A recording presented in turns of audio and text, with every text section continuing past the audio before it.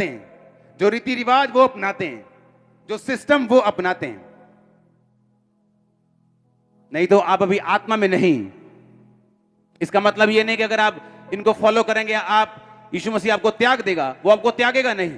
और आपकी लाइफ की कुछ बरकतें ऐसी हैं जो बोलती हैं, जिस तरह अब्राहम का इसहाक बोलता था, एस्तर की कुर्सी बोलती थी। हाँ या ना? पता है क्यों? क्योंकि वो बरकतें जो बोलने वाली हों, जो आपके विरोधियों के मुंह पर चेपी लगा दें, टेप कर दें, वो बरकतें परफेक्शन में मिलती। आपको वो हील कर देगा, डिलीवर कर देगा, बरकत दे देगा, केस से बाहर कर देगा। लेकिन कुछ ऐसी ब्लेसिंग्स हैं, कुछ ऐसी बरकतें हैं जो इतने हाई लेवल की हैं, जो इतनी बड़ी हैं, जो आपकी लाइफ में अगर आई, आपका विरोधी लाइफ टाइम आपके सामने मुंह नहीं खोल पाएगा। आपको मालूम कौन थी, कौन सी बरकतें? बाइबल कहती हन्ना और पनिन्ना। हन्ना की कोई संतान नहीं थी, उसके पास पैसा था कि नहीं था? बरकत थी, पैसा था, सब कुछ था, पर एक चीज मिस थी, वो था उसके संतान नहीं थी। अब उसे वो चीज चाहिए थी जो उसके विरोधियों का मुंह बंद कर दे। और वो उसे पता कब मिली? जब वो परफेक्शन में आई। कैसे? पहले रोती थी, हाय रब ने दा क्यों कीता, पति के साथ लड़ती थी, इमोशनल हो जाती थी। लेकिन इतने साल इमोशनल होने पर भी उसकी कोख नहीं खुली। एक दिन खुदा के घर जाके बोलती, प्रभु मैं मन्नत मांगती हूं, जो बेटा तू मुझे देगा मैं तेरी महिमा के लिए दे दूंगी। बाइबल कहती परमेश्वर का दास उसे देख रहा था। उसने कहा इधर आ, तू क्या बड़बड़ कर रही है, कौन सा नशा किया है? कहती नशा नहीं किया, मैं सताई हुई हूं, कुड़ाई हुई हूं। उसने कहा जा, इस्राएल का परमेश्वर यहोवा तुझे मन चाहा वरदान दे। बाइबल कहती वो कभी उदास नहीं रही। और बाइबल कहती अगले साल शमूएल उसकी लाइफ में आया। सुनो मेरी बात, ये वो बरकत थी जिसने उसके विरोधियों के मुंह को लाइफ टाइम के लिए बंद कर दिया था। आप जानते हैं आप क्रिश्चियन हैं, आपकी लाइफ में आपको एक ऐसी बरकत जरूर चाहिए होती है जो आपके विरोधियों का मुंह बंद कर दे हमेशा के लिए। आप महसूस करते हैं कि नहीं? आपके विरोधी को पता होता है अब कोई गल नहीं, गड्डी ले ली, कोई नहीं कोई नहीं, अच्छा इन्हें आ हो गया, कर ले ले, कोई नहीं कोई नहीं। उसको मालूम है अभी एक चीज इसकी पड़ी है, उसको मालूम है ये होने वाली नहीं। वो हमेशा सोचता है कि मैं सुपीरियर हूं। उसको हमेशा लगता है कि नहीं ठीक है, ये तो हम भी ले लेते हैं, हम भी कर लेते हैं। पर एक ऐसी चीज होती है आपकी लाइफ में जो सीधा आपको परमेश्वर के दखल से मिलती। सुनो मेरी बात, जब वो चीज आपकी लाइफ में आती, आपका विरोधी वो टेप नहीं लगती, परमेश्वर सीमेंट लगा के बंद करता है, उसको ऊपर से ईंट कर देता है। ऐसा मैंने देखा है। हालेलुया। आप सेवा करते हो, कहते कोई नहीं कोई नहीं, वो लोग ही है, कोई नहीं कोई 10-15 हजार लोग ही है, कोई नहीं 2009-10 ओ कोई नहीं कोई नहीं कोई नहीं। अच्छा ये बरकाओ, कोई नहीं कोई नहीं कोई नहीं, ये फंसेगा अभी क्योंकि इसके पास बहुत से प्रॉब्लम्स हैं। लेकिन जब परमेश्वर छक्का मारता है तो बॉल मिलती नहीं, स्टेडियम के बाहर जाती है। और वो छक्का मारने वाला आपकी लाइफ में यीशु मसीह के नाम में। पौलुस ने कहा कुछ चीजें जो मैं तुम्हें समझा रहा हूं, ये परमेश्वर ने मुझसे नहीं कहा, लेकिन मैं परमेश्वर के करीबी होने के कारण तुमको ये सलाह देता हूं कि अगर तुम बिना ब्याहे रह सकते हो तो ठीक है, लेकिन ब्याहे जाना भी पाप नहीं। जब मैं आपको बोल रहा हूं कि हर टाइम जात पात मत देखो, अगर आप देखेंगे भी आप पाप नहीं कर रहे हो, पर मैं आपको परफेक्शन में देखना चाहता हूं, संपूर्णता में देखना चाहता हूं, सिद्धता में देखना चाहता हूं। क्योंकि मुझे एक बात मालूम है, कुछ ब्लेसिंग्स, कुछ गवाहियां आपकी लाइफ में तब आती हैं जब आप संपूर्णता में चलते हैं। परमेश्वर ने कहा अब्राहम मेरी उपस्थिति में चलता जा और सिद्ध होता जा। अब्राहम उस समय कितने सालों से अपने घर से बाहर आ चुका था और अब्राहम वेट कर रहा था परमेश्वर कब मुझे बच्चा देगा और मेरे विरोधी का मुंह बंद करेगा। लाखों रुपया, लाखों भेड़ें, लाखों बकरियां, लाखों गायें, लाखों रुपए की प्रॉपर्टी, लाखों टेंट, सोना चांदी। शैतान बोलता किस काम का? अब्राहम के रिश्तेदार बोलते होंगे किस काम का, किस काम का? तेरे अपने कोई बेटा तो है नहीं, यहां रहता तो हम तेरे 10-15 इलाज और करके देख लेते, तुझे फलाने बाबे के पास ले जाते, ढमकाने के पास ले जाए, बड़ा सियाना आया ओदे को ले जाते। पर परमेश्वर कहता अब्राहम मेरी उपस्थिति में चलता जा और सिद्ध होता जा, क्योंकि वो ब्लेसिंग जो तेरे विरोधियों के मुंह को बंद कर देगी वो सिद्धता के बाद आएगी। आप चाहते हो सिद्ध होना? पुलिस वाले आए यूहन्ना के पास, कहते हम सिद्ध होना चाहते हैं। उसने कहा अपने वेतन पर संतोष करना, रिश्वत मत लेना। उसने कहा अपने वेतन पर क्या करना? संतोष करना, रिश्वत मत लेना, तुम सिद्ध हो जाओगे।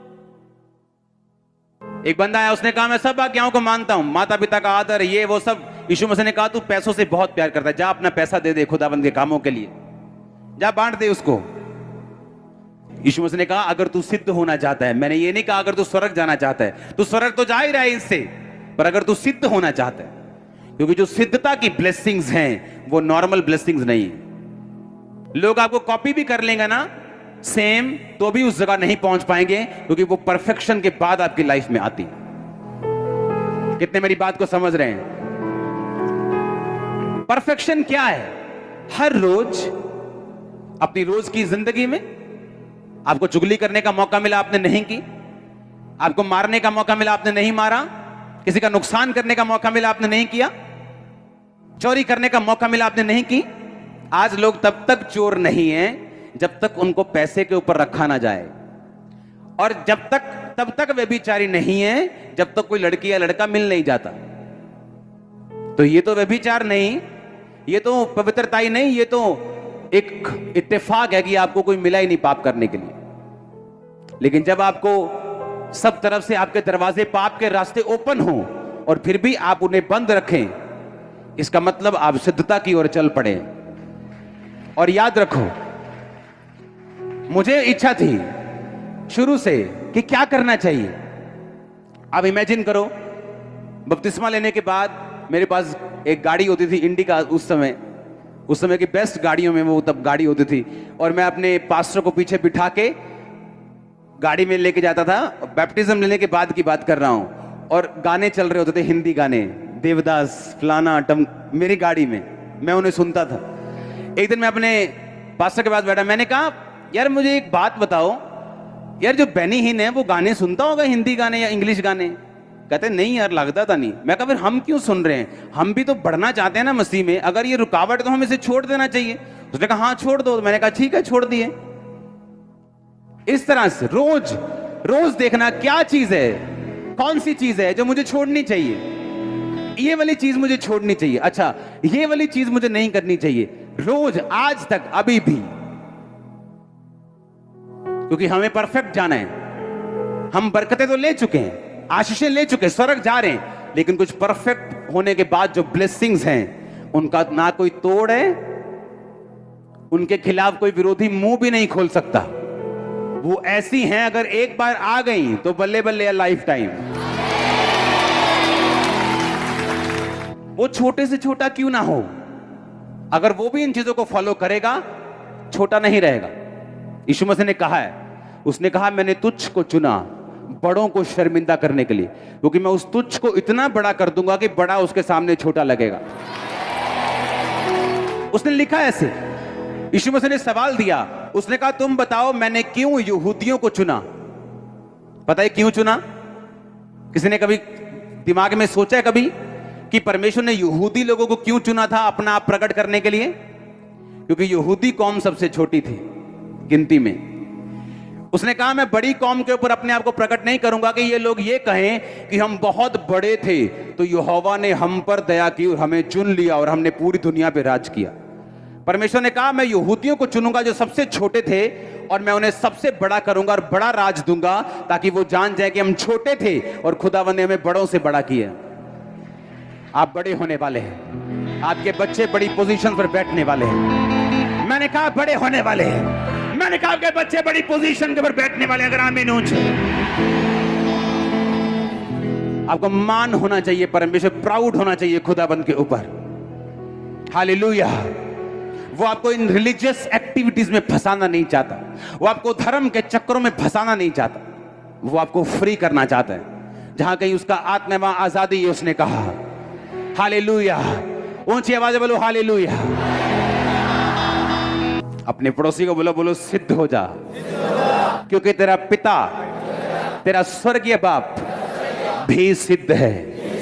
यीशु मसीह ने कहा सिद्ध बनो जिस तरह तुम्हारा स्वर्गीय पिता सिद्ध है।